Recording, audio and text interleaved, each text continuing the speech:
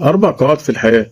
أنت تعرف إن الحياة ليها قوانين مش مكتوبة في كتب، بس بتبان وقت الامتحان. القاعدة الأولى: الراجل بيتعرف وقت مرض مراته. وقت الصحة كله بيضحك كله بيحب، لكن وقت المرض، وقت الشدة، وقت السهر جنبها في المستشفى، وقت الخوف، بيبان الراجل بجد ولا كان بيحب الشكل وخلاص. القاعدة التانية: الست بتبان في فقر جوزها.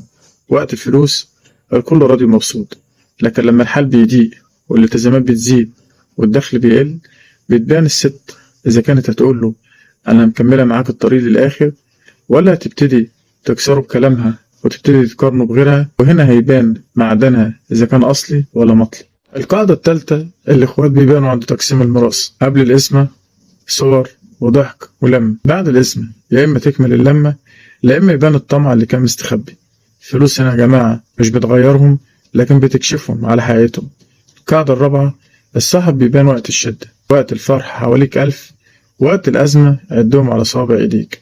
اللي بيفضل جنبك وانت واقع هو ده صاحبك بجد، مش اللي بيظهر في الصور وبيختفي عند اللزوم. الحياة مش محتاجة كلام كتير، محتاجة مواقف، لأن دايما الحقيقة بتبان في المواقف. اسأل نفسك سؤال: انت هتكون مين في القواعد دي؟